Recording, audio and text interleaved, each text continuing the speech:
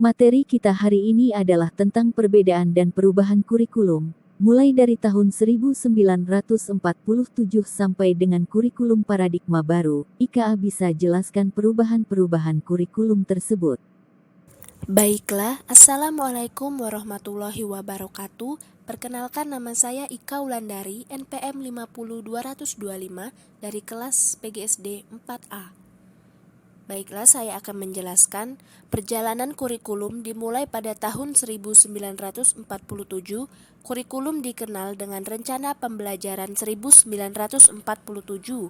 Pada masa itu, kurikulum lebih pada penekanan pada pembentukan karakter manusia yang berdaulat dan sejajar dengan bangsa-bangsa lain di dunia.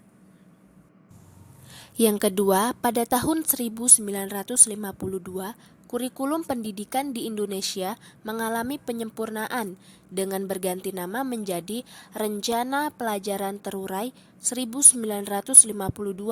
Ciri dalam kurikulum ini adalah setiap pelajaran harus memperhatikan isi pelajaran yang dihubungkan dengan kehidupan sehari-hari. Yang selanjutnya, pada tahun 1964 atau di penghujung era Presiden Soekarno, di mana kurikulum di masa ini berfokus pada pengembangan daya cipta, rasa, karsa, karya, dan moral. Selanjutnya, pada tahun 1968 terjadi lagi perubahan kurikulum. Utamanya adalah perubahan struktur kurikulum pendidikan dari Pancawardhana menjadi pembinaan jiwa Pancasila, pengetahuan dasar, dan kecakapan khusus. Pendidikan mengarah pada kegiatan mempertinggi kecerdasan dan keterampilan, serta mengembangkan fisik sehat dan kuat. Pada tahun 1975, di mana kurikulum yang diusung lebih terperinci baik metode, materi, maupun tujuannya sesuai dengan prosedur pengembangan sistem instruksional atau PPSI. Akibatnya, setiap satuan pelajaran dirinci lagi, petunjuk umum, tujuan instruksional khusus atau TIK, materi pelajaran, alat pelajaran, kegiatan belajar mengajar, dan evaluasi. Pada tahun 1984, kurikulum mengutamakan pendekatan proses. Kurikulum ini juga sering disebut dengan kurikulum 1975 yang disempurnakan.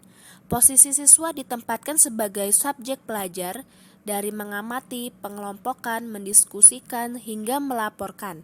Model ini disebut dengan cara belajar siswa aktif atau CBSA. Pada tahun 1994 lahir kurikulum 1994 juga disebut dengan K94 adalah sebuah kurikulum operasional pendidikan yang disusun oleh dan dilaksanakan di masing-masing satuan pendidikan yang dipakai sejak tahun ajaran 1994 sampai dengan tahun 1995 hingga 2003 atau 2004. Kurikulum 1994 dibuat sebagai penyempurnaan kurikulum 1984 dan dilaksanakan sesuai dengan Undang-Undang Nomor 2 Tahun 1989 tentang Sistem Pendidikan Nasional. Hal ini berdampak pada sistem pembagian waktu pelajaran, yaitu dengan mengubah dari sistem semester ke sistem caturwulan. Dengan sistem caturwulan, yang pembagiannya dalam 1 tahun menjadi 3 tahap, diharapkan dapat memberi kesempatan bagi siswa untuk dapat menerima materi pelajaran cukup banyak. Pada tahun 2004 diluncurkan kurikulum berbasis kompetensi atau KBK sebagai pengganti kurikulum 1994, di mana program pendidikan berbasis kompetensi ini harus mengandung 3 unsur pokok, yaitu pemilihan kompetensi sesuai, spesifikasi indikator-indikator evaluasi untuk menentukan keberhasilan pencapaian kompetensi, dan pengembangan pembelajaran. Pada tahun 2006, dengan mengusung kurikulum tingkat satuan pendidikan atau KTSP, tinjauan dari segi ini dan proses pencapaian target kompetensi pelajaran oleh siswa hingga teknik evaluasi tidaklah banyak perbedaan dengan kurikulum 2004. Pada tahun 2013 dimulai kurikulum 2013, tetapi pada awal Januari 2015 seluruh sekolah kembali pada kurikulum 2006. Kecuali sekolah piloting di SK oleh Kementerian. Kelas 10 2013 kelas 11 dan kelas 12 2006. Ini istilah kurikulum ganda untuk seluruh sekolah mulai tahun 2018 sampai tahun 2019. Baiklah Bu, itu saja yang saya ketahui. Terima kasih. Baik Ika, terima kasih atas penjelasannya. Di sini Ibu akan menambahkan sedikit tentang kurikulum paradigma baru ya. Pada tahun 2021 sudah dirancang kurikulum paradigma baru. Pelaksanaannya untuk sekolah penggerak kelas 10 sudah melaksanakan kurikulum paradigma baru, sementara kelas 11 dan kelas 12 masih tetap kurikulum 2013.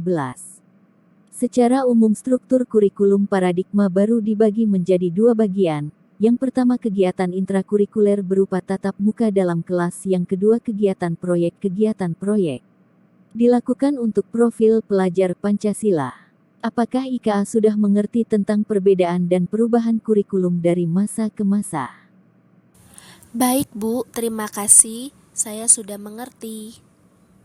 Baiklah, kalau sudah paham, kita akhiri pelajaran pada siang hari ini. Saya akhiri, wassalamualaikum warahmatullahi wabarakatuh.